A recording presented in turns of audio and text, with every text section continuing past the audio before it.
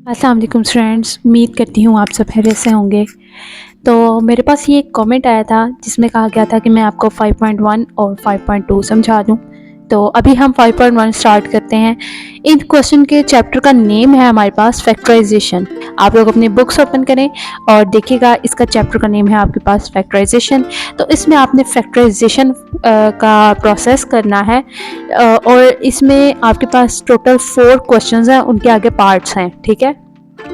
तो मैं आपको एक्सरसाइज स्टार्ट करने से पहले ही हर क्वेश्चन का थोड़ा थोड़ा बता देती हूँ, थीम बता देती हूँ कि इन क्वेश्चन में आपने क्या क्या करना है। जो क्वेश्चन नंबर 1 है उसमें आपके पास एक अरेंज फॉर्म में एक क्वेश्चन है, जैसे कि आप लोग ऊपर देख सकते हैं 2ab minus 4abx plus 2abd। ठीक है, अब ये आप पे डिपेंड करता है कि आप इसमें से क्या चीज़ कॉमन ले सकते हैं। इसमें आपने जो फर्स्ट वाला है उसकी थीम है टेकिंग कॉमन। ठीक है, आपने इसमें सिर्फ सिंपली कॉमन लेना है जो आपके पास वैल्यू होगी। ठीक है, सेकंड आपके पास है क्वेश्चन नंबर 2। इसके जितने पार्ट्स हैं इसमें आपने सिर्फ ओनली कॉमन लेना है। ठीक है, क्वेश्चन नंबर 2 है आपके पास, उसमें आपके पास है 5ax minus 3ay minus 5bx plus 3by। ठीक है, अब इसमें पहले आपको अरेंज करना पड़ेगा एंड देन उसमें से टेकिंग कॉमन लेना पड़ेगा। ठीक है, तो यहाँ पे इसका थीम बनता है हमारे पास अरेंज एंड टेकिंग कॉमन। ठीक है, एंड देन थर्ड क्वेश्चन अगर हमारे पास आ जाता है तो ये आता है 144a square plus 24a plus 1। तो ये हमें देखने से ही पता चल रहा है कि ये एक बाय कंप्लीटिंग स्क्वायर है। इसमें हमें फार्मूले की मदद से क्वेश्चन को सॉल्व करना है, यानी फैक्टर बनाने हैं बाय फार्मूला। तो यहाँ पे इसकी हम थीम लिख देते हैं बाय फार्मूला। ठीक है, एंड देन हमारे पास फोर्थ क्वेश्चन है जो कि है इसका क्वेश्चन 4। इसके टोटल 5 क्वेश्चंस हैं। तो 4 क्वेश्चन हमारे पास हम देख लेते हैं। ये आपने करना है बाय ओपन फार्मूला। ठीक है, बाय ओपन फार्मूला। और क्वेश्चन नंबर 5 आपके पास आ जाता है, आपने करना है by making formula and then open. ठीक है, पहले आपने फार्मूला बनाना है, and then open, make formula and solve. ठीक है, अगर आप लोगों को समझ आ रही है तो आप लोग भी साथ साथ अपनी बुक पे ऐसे ही लिख लीजिएगा। सो हम इसका क्वेश्चन नंबर फर्स्ट देखते हैं। इसमें कहा गया टेकिंग कॉमन। कॉमन कैसा है, अब यहाँ पे मैं आपको थोड़ी सी डिटेल बता देती हूँ।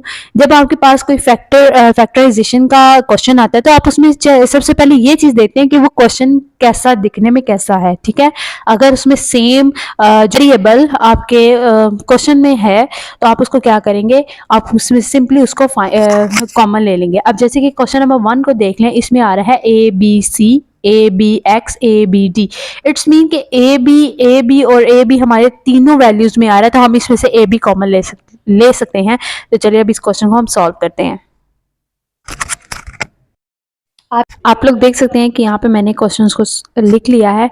अब हम इनको सॉल्व करना स्टार्ट करते हैं। सो क्वेश्चन नंबर फर्स्ट है, हम इसको सॉल्व करना स्टार्ट करते हैं। यहाँ पे आप देख सकते हैं कि यहाँ पे टू इंटू टू यानी टू ज़ा फोर एंड 2। सबसे पहला हमारे पास यहाँ पे 2 कॉमन आ रहा है। ठीक है, ये एक बात आपने याद रखनी है, जो सब में सबसे छोटी वैल्यू होगी वो आपने कॉमन लेनी है। ये आपको आगे क्वेश्चंस में समझ आती रहेगी। ठीक है, क्वेश्चन नंबर 1 में हमारे पास यहाँ पे 2 ज़ा 4 यानी 2 टाइम्स 2 है और यहाँ पे भी 2 टाइम्स 2 है। तो यहाँ पे हम इसमें से 1 1 2 को कॉमन ले लेंगे। सो और यहाँ पे एक अल्फाबेट्स में हम देख लेते हैं कि ए भी तीनों में आ रहा है और बी भी तीनों में आ रहा है। तो अगर हम तीनों में से कॉमन ले रहे हैं तो हम तीनों को ब्रैकेट के अंदर ही लिखेंगे। तो यहाँ पे हमारे पास 2ab कॉमन आ रहा है, तो पीछे हमारे पास है ये देखिए 2ab निकल गया है यानी कॉमन आ चुका है। यहाँ पे सिर्फ c बचता है। ठीक है, प्लस यहाँ पे 2 कॉमन आया है तो बाकी 2 रह गया है। ab भी कॉमन आ चुका है, बाहर आ चुका है, ओनली x प्लस यहाँ पे भी एक 2 बाहर आ गया और एक रह गया है और a भी बाहर आ चुका है कॉमन, और यहाँ पे d आएगा हमारे पास ओनली। ये ब्रैकेट बंद और ये हमारे पास है आंसर। बस आपने इतना ही क्वेश्चन को सॉल्व करना है। क्वेश्चन नंबर 2, यहाँ पे हमारे पास है 9xy minus 12x square y 18y square. यहाँ पे देखते हैं 3 3 9, 3 4 12, 3 6 18। अब देखिए 3 3 तीनों में कॉमन आ रहा है। अब हम 4 3 6 नहीं देख सकते, ठीक है, हम 4 भी कॉमन नहीं लेंगे, ओनली 3 कॉमन। ऐसी चीज लेनी है जो तीनों में सेम हो, ठीक है। तो यहाँ पे तीनों में 3 कॉमन आ रहा है। उसके बाद एक्स स्क्वायर, और यहाँ पे x नहीं है, इसका मतलब हम x कॉमन नहीं ले सकते क्योंकि थर्ड में तो x कॉमन है नहीं, लेकिन y हमारे पास कॉमन आ सकता है। यहाँ पे सिंपल 1 1 y की पावर 1 और यहाँ पे 2, तो इट्स मीन कि हम y की कम वाली पावर लेंगे जिसमें से हम कॉमन ले सकते हैं, ठीक है, बाकी वैल्यू से। तो 3y कॉमन आएगा हमारे पास, यहाँ पे बचेगा 3x minus 4x square plus 6y only, ठीक है, क्योंकि एक y हमने बाहर कॉमन ले लिया है और यहाँ पे जो y था वो भी बाहर आ गया, यहाँ पे जो y था वो भी बाहर आ चुका है। बाकी यहाँ पे हमारे पास एक 3 रह गया था, 4 रह गया था एंड 6 रह गया था with x square, x and y, ठीक है। ये हमारा रिक्वायर्ड आंसर है। अब हम क्वेश्चन नंबर 3 की तरफ बढ़ते हैं। क्वेश्चन नंबर 3 में हमें कहा जा रहा है कि आपने इसमें भी फैक्टराइजेशन करनी है। फैक्टर देखिए आपके पास एक ये है और एक ये फैक्टर है, ये दो आपके पास फैक्टर आ चुके हैं। यहाँ पे हमारे पास 3 3 और 3 3 जा 9। यहाँ पे हमारे पास तीनों में 3 कॉमन आ रहा है तो हम 3 लिख लेते हैं। उसके बाद x और x भी कॉमन आ रहा है तो ओनली x लिखेंगे क्योंकि y इसमें है इसमें नहीं है। अगर यहाँ होता तो हम y भी कॉमन ले लेते, तो यहाँ पे हम 3x को ही कॉमन लेने वाले हैं। तो 3x यहाँ पे पीछे रह जाएगा, x एक कॉमन ले लिया है, यहाँ पे 2x है, ठीक है, एक x कॉमन आ गया और एक x हमने एज इट इज लिख लिया, और y यहाँ पे x जो एक ही है तो वो बाहर आ चुका है, तो यहाँ पे ओनली 1 क्योंकि 3x और 3x ही हमने कॉमन लिया है। तो वो यहाँ पे जो हम डिवाइड कर, ये जो हम कॉमन लेते हैं इसका यही मतलब होता है कि हम इधर डिवाइड कर रहे हैं, ठीक है। डिवाइड करने के बाद हमारे पास यहाँ पे 1 रह गया प्लस यहाँ पे 3x कॉमन आ गया और y स्क्वायर। तो ये हमारा रिक्वायर्ड आंसर है। एक फैक्टर ये है और एक फैक्टर हमारा ये होल जो ब्रैकेट के अंदर है।